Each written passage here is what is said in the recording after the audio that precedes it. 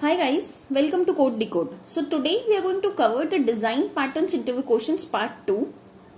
So let me quickly move ahead. So basically the design patterns are divided into 4 parts. We have already discussed that just for the revision purpose.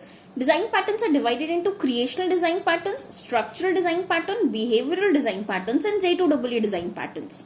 We have already covered the creational design patterns. Today in this lecture we are going to focus more on the structural design patterns.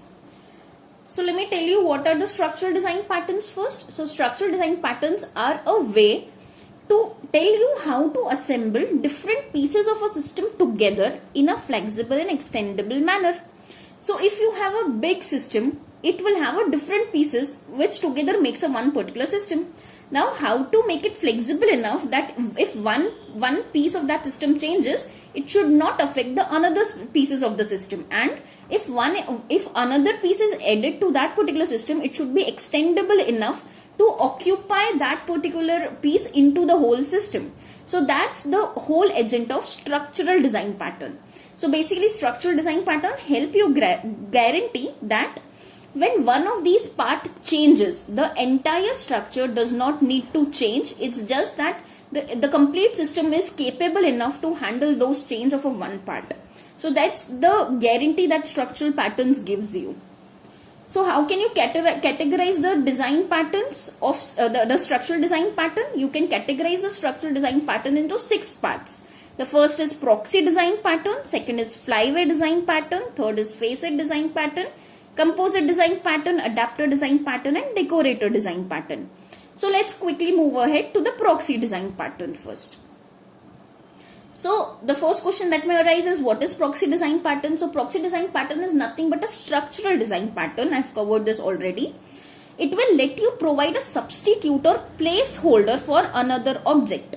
This is going a bit theoretical, but let me quickly move to the demo part so that it will help you understand better.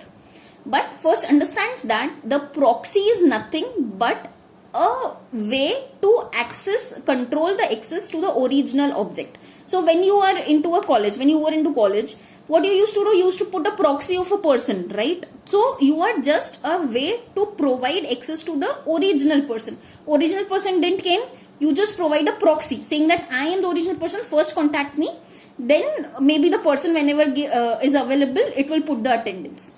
So proxy is access control to the original object, allowing you to perform something before the request goes to the original object. Let me quickly make you go through the demo first so that it will be easy for you to understand. So this is my real object, okay? It has a method. I am the actual implementation, rest all are proxies. The proxy class will say, hi, I am proxy. First, I will perform the authentication and security check. If you pass your authentications and security check, then only I'll call my parent or the one I'm extending, the parent class method. If it does not pass, then I'm not going to allow you to put anything into this method or call anything into this method. First, pass my authentication and security. So basically in the real implementation, you will always put this in if and else condition. If your authentication and security check is passed, then call this method, else throw an error message that you are not authorized or your security check does not provide any authentication, so that you will be able to go to that particular class and call its method. So this is a work of proxy. Proxy prevents the real method call or the real object's method call, and it first check, are you authentic? If yes, then only go, else get out. So proxy controls the access to the original object, allowing you to perform something either before or after the request gets through the original object.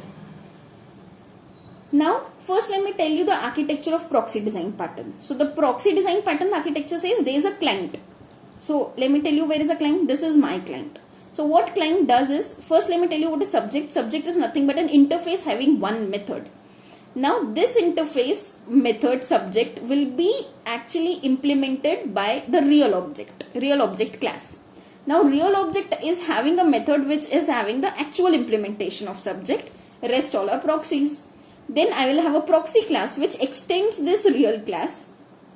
It will, whenever you try to call this method, you will in the client class create an instance of a proxy class and not the real class.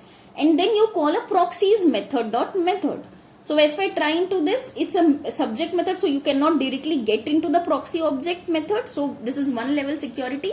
We are creating an instance of a subject which is an interface. So parent reference class memory. So basically new provides you the memory. So the reference is of interface, memory is given to the class, but not the real class, but to the proxy class.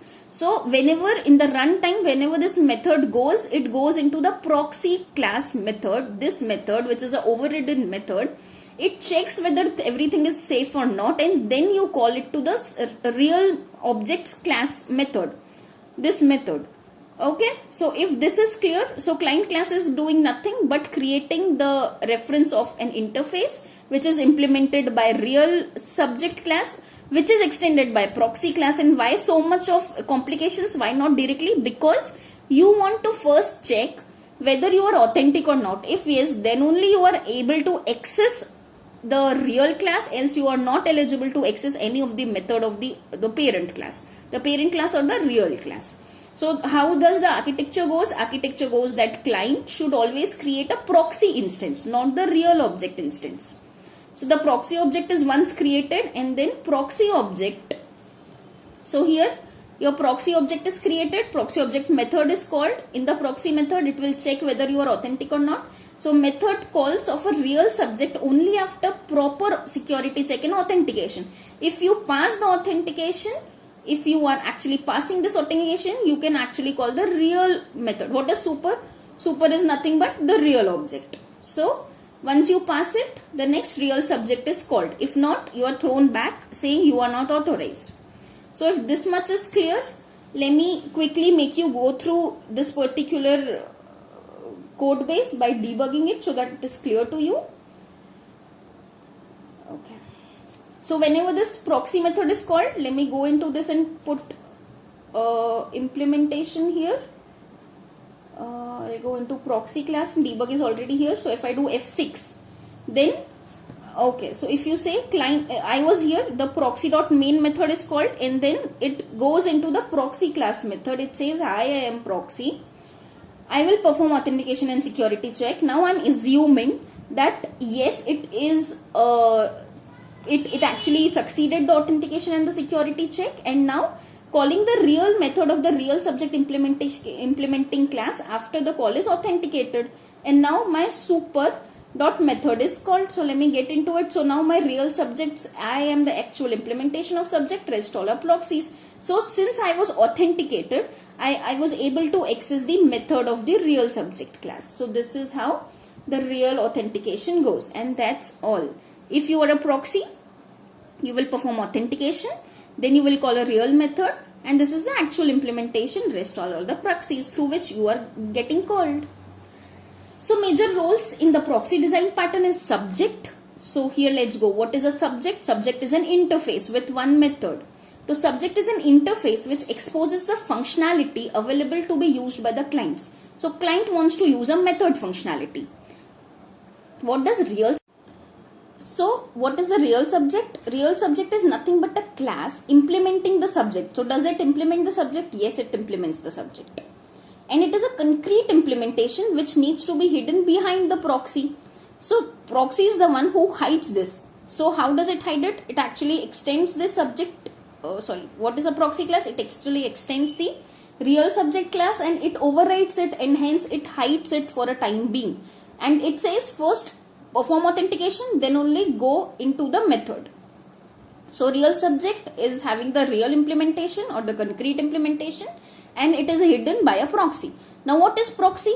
Proxy hides the real object by extending it. So does it extend? Yes, it extends the real class, and the client communicates to the real object via this proxy object. So in the client, you always create a proxy class, and if the you calls the proxy class only, proxy class method only. So in the proxy class method, it says hi, perform authentication, then go into this particular real object.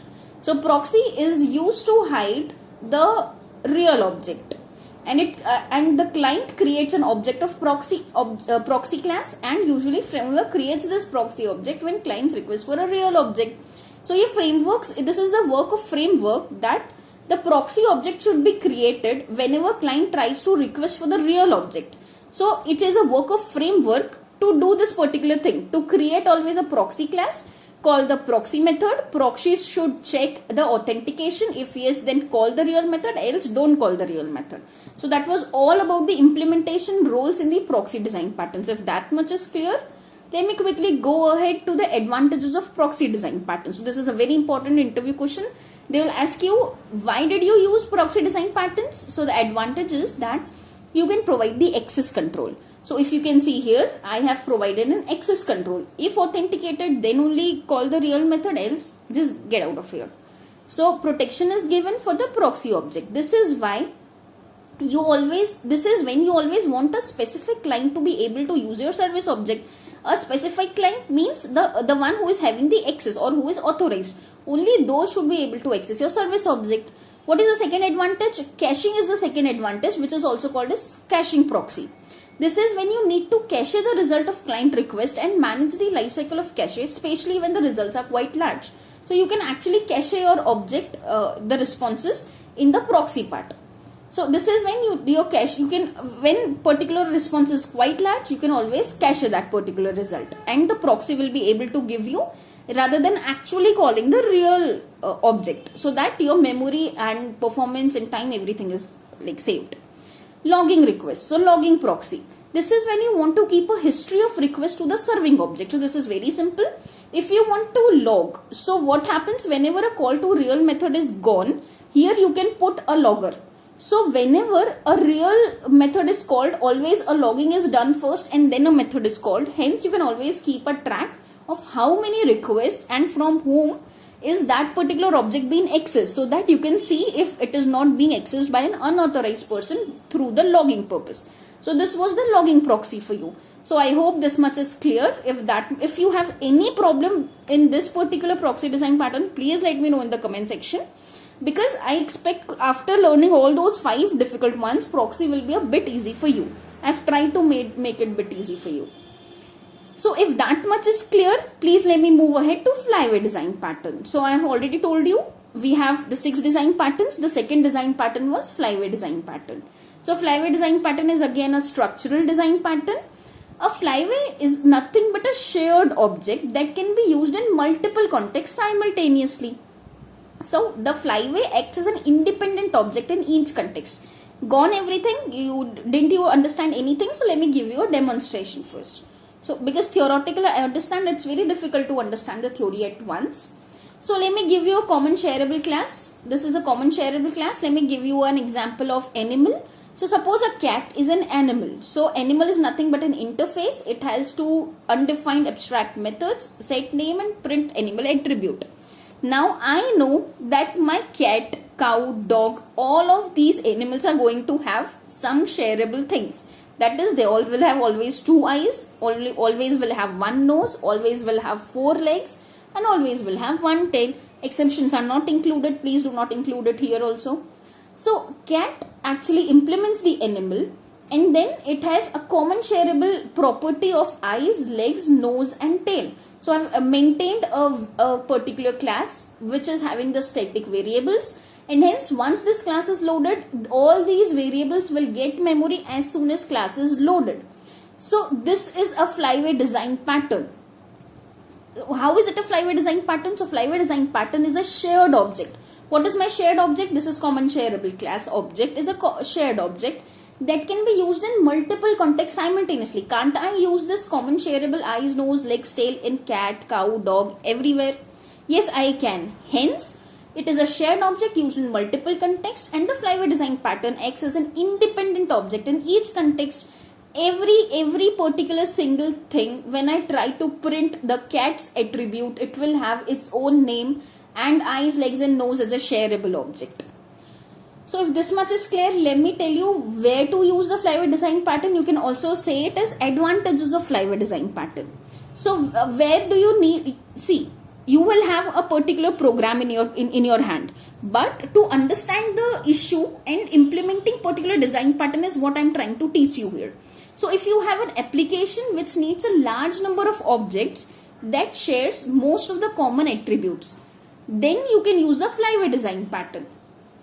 say for example, if you have a very large zoo, I'll have multiple animals there. If your application is zoo management, you will have multiple animals there. Then if there is a large number of objects, they share a common attribute. Say for example, common attributes were eyes, legs, nose and tail. Then these are called intrinsic attributes or the properties. Please remember these two terms. These are very important from the interview perspective. Intrinsic attributes or properties and extrinsic attributes. So which are common are called as intrinsic and which are unique are called as extrinsic. Currently I have made it very simple for you. I have made only 4 common intrinsic attributes, which is eyes, legs, nose and tail, and only one unique attribute, that is name.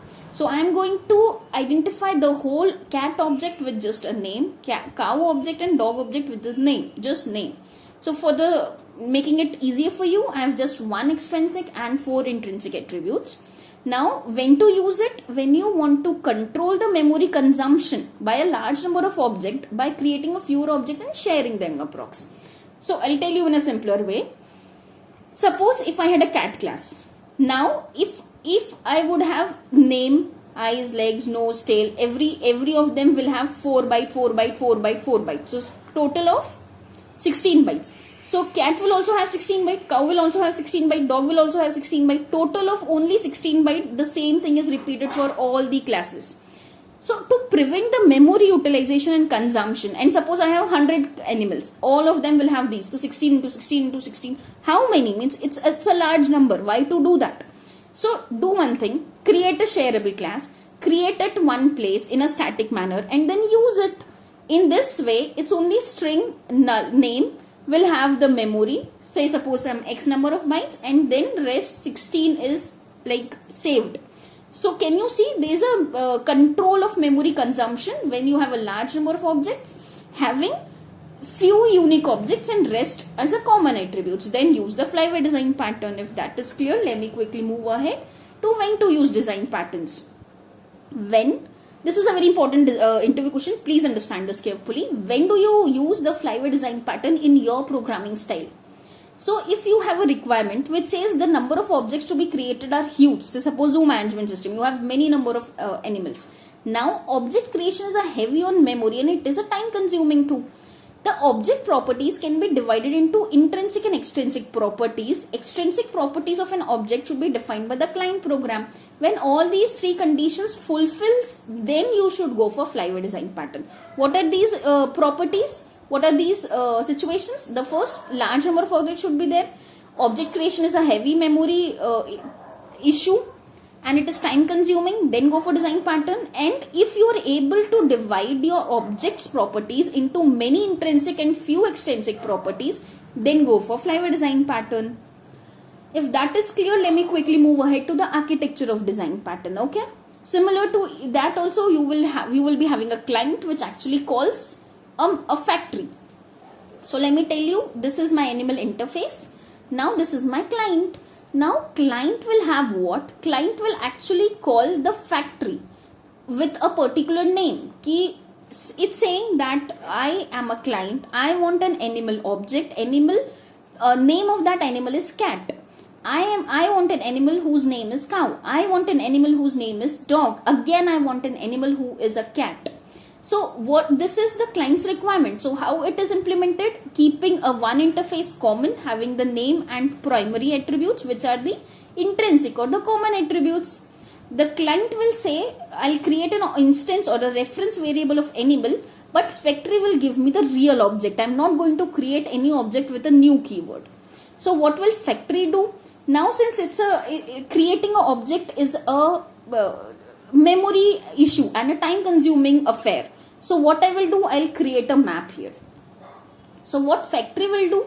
Factory will actually contain the map and logic to create new object. If not in the map, else return the key that exists in the map. It's difficult to understand. I completely understand. So I've given you an example. In the factory, you will have one map. Can you see an animal map? So what will factory have? A map. Then what will have? It is a logic to create new object. Only and only if new object is created. If map doesn't contain it, else if it contains, return that particular object. So it contains a logic to create a new object, but only and only when the given name appended with a key, if that particular maps, if you try to get that key and it returns an animal, if it does not contain or it is not null, if the animal is already present, then return that animal, do not create a new object. And if the map doesn't contain any of the key like cat underscore cat, then please create a new cat, set the name as cat, and now put it in map, so that again if I try to get a cat, I should not create it with a new keyword, I should return it how it was. So what does factory contains? Factory contains nothing but a map, animal map. It contains a logic to create a map, to create an object if it is not present in the map already. Else, if it is not there, create a new. If it is there, please return the same. If that much is clear, you will get a specific object to the client. So as per the discussion, your animal interface, this is an animal interface. It will have some properties, some particular methods which is implemented by specific cow, dog, cat, and they all have the common shareable also. So cow, dog and cat does extend or does override or implements the undefined method of animal. It says my name is this, and will have an access to the common shareable 4 things. In this class, all these things are static, so you don't have to create an object or put a memory to the object. You can directly call it with the class name. So this is the way how you can actually showcase in an interview how to implement the flyway design pattern. Now let me give you one example what I'm doing in client. So I'm trying to get a client of, let me actually debug this for you. It will be far easy for understanding. So here I'm creating a reference of cat animal and I'm saying please go give me the cat object. So as per the expectation, my cat came here. This is the name. Now my key will become cat underscore dash cat. This is my key. Now this particular map is completely empty right now, right? So if I try to go and get the key, I'll get null. So since it is null, it will create a new object. It will set the name as cat and it will put a key as cat and animal as the particular object having a name cat. Simple. And I'll have my object of animal which is having a name cat. Now if I try to go into this and print a particular variable, so I'll get a name of the animal is cat, the number of eyes is 2, number of legs is 4, number of nose is 1 and number of tail is 1. This much is clear. Now what happens is I'll again go into the animal factory and say give me a cat again. So what is your thinking? What will it do? It will actually go and create an object, or it will return the existing object which is already created. That we will figure out when we will try to print the hash code. So if those two hash codes are same, that means we are not getting a different object, we'll get the same object. But since we have a debugger in hand, let me go into it. So again the name of the animal is cat. Now key becomes cat dash cat. Now if I try to get the cat dash cat, I got the animal cat because just 2 seconds back we have created object using new. Now the animal map we have put here and hence we have, when I try to get it, I'll have my animal. Now the same object is written. Can you see? No new object is created. We are returning from the same animal. Now if I try to print everything, the same thing will be printed. The name of the animal is cat and the same cow thing will happen. So I'm actually assuming that cow is again the same. So cow again says, okay, the name of the animal is cow, the name of the animal is cat, the name of the animal is cat. So can you see, if I try to call cat and cow, this is what happens. The animal of name is cat, the animal name is cat, the animal name is cow. But all the 4 attributes are same for all because it is same. That's what we wanted. Now let me clear the console. Let me give you an example of dog. Again, when I try to print, the name of animal is dog and all the 4 attributes remains the same. So I hope this much is clear. Let me clear the console for you. Now let me print the hash code of cat. So I'm expecting the hash code of these two should be same, but the cow should be different. So if you can see, the hash code of both are same and cow is different. So the first hash code is for cat animal, which we tried to create here. The cat2 animal, which we tried to create here, is again having the same hash code. But cow animal is a different animal with a name different, and hence a new entry was there in the hash map. and hence a different hash code. So I hope this much is clear. Let me end this particular thing for you. And yes, we have actually ended our design flyway pattern here. The time doesn't permit me. For the remaining 4, please let me know in the comment section. I'll quickly try to create the other 4 design patterns also for you. Thank you.